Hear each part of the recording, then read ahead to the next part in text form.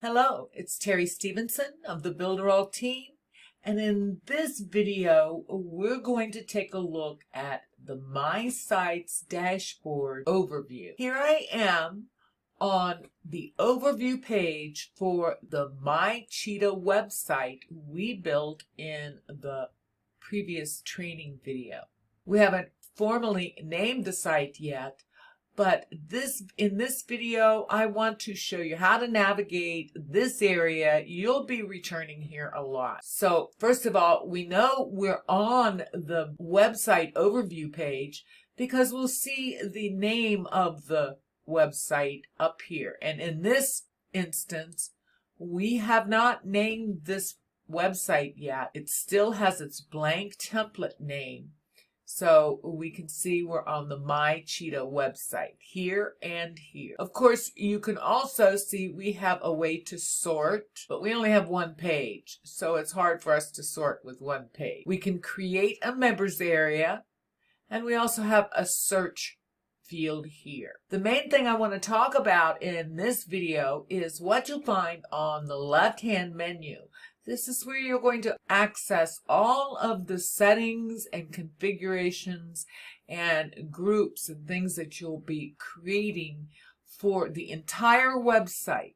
So we're going to be going briefly down this list so you know where you can find it, and there'll be deeper training within the knowledge base and within this training itself. First of all, the top of the page is the My Pages, and you can see that when you have selected this option, you're going to see all the pages that we have in this particular website. Now, we only have the one home page here, and I want to also draw your attention to the fact that we have a Create New Page button right here, and we also have a Create New Page turbo right here. We're going to be working with the simple pages. Turbo pages are a little bit different. You don't work on them differently, but we're not going to be using them on this particular training. Right below My Pages, we can select Website Overview, and this is where you will access specific data about the pages in this website. Of course, we had just created this website, so we don't have any data at this time. Below that is your site settings, and this is a very, very important page. This is where you're going to configure all the site settings for the entire site. We have general settings like here's your name, the address, the description of the site, what kind of separator you want between the website name and the page name, what language it's in.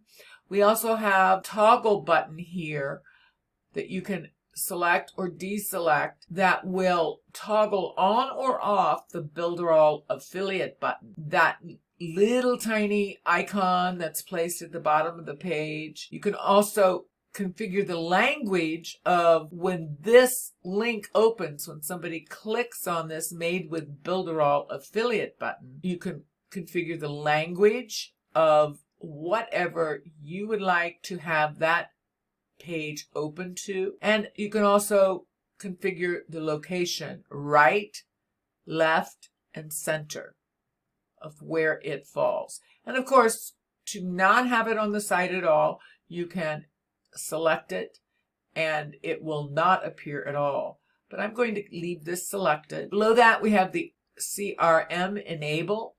And here's where you're going to enable your CRM. Below that, place where you can choose your favicon. And what is a favicon? The favicon is that small image that displays in your browser setting on the tab that the page is on in your browser.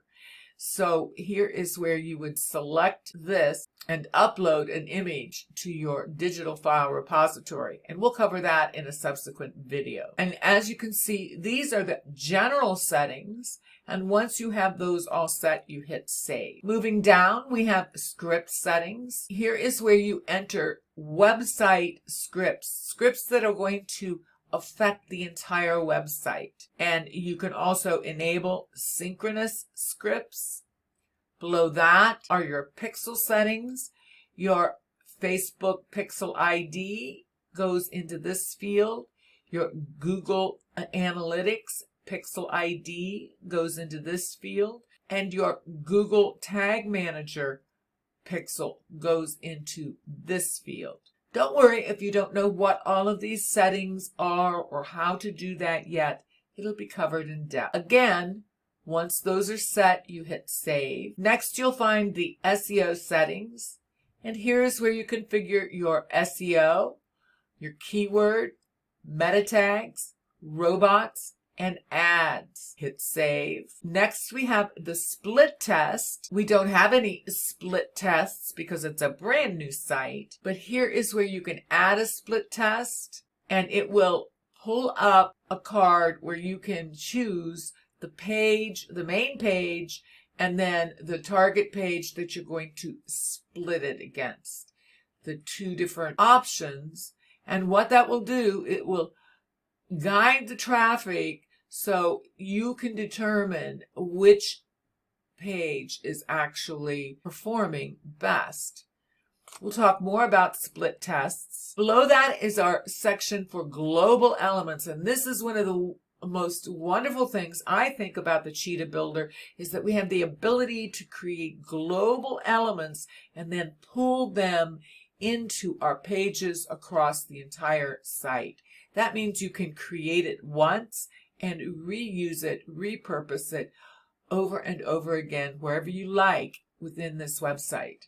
And we have the ability to create pop-ups, headers, and footers. And once we create those, then it's just a matter of choosing that setting on the page settings to pull in a pop-up or a global header or the global footer. And we'll definitely work with some global features in this training series.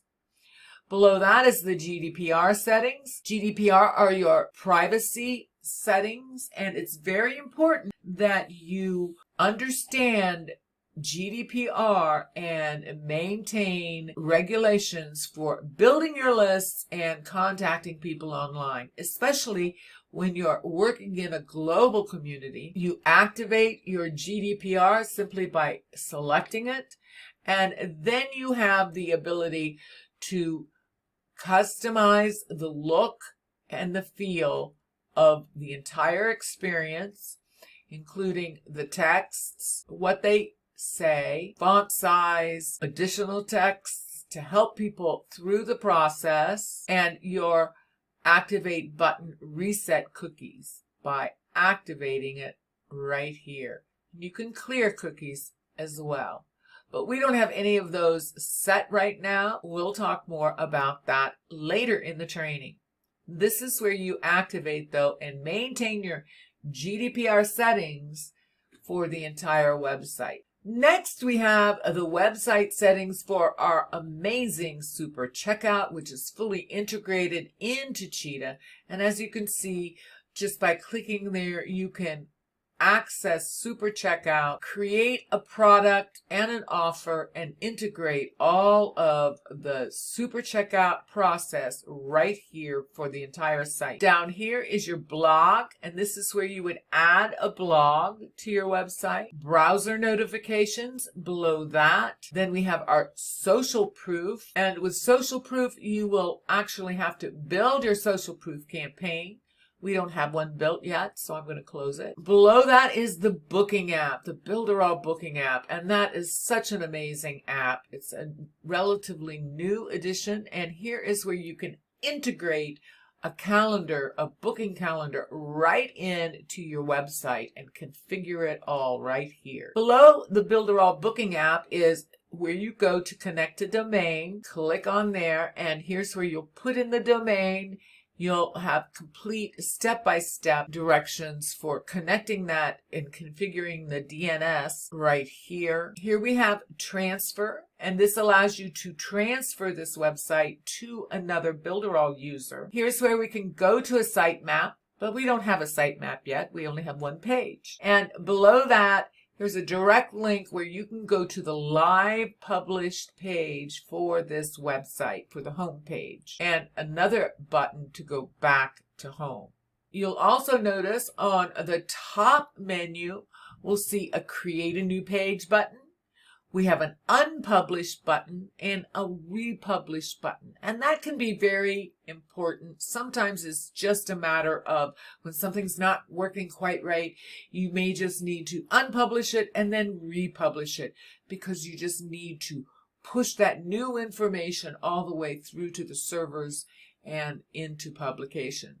So those are good buttons to remember, and always try to unpublish or republish whenever you're running into issues. Here's where you can reload a language. And of course, we have one of the most important buttons that we have anywhere in the system, our Save. Save is your biggest friend. Save often. Save as often as you can think of it. So save here. Remember, you always need to save for each one of these cards when you make a change on any of the cards. You're going to need to save it there before you navigate away from that setting page. That's a really quick overview of the My Website dashboards, and I'll see you in the next video.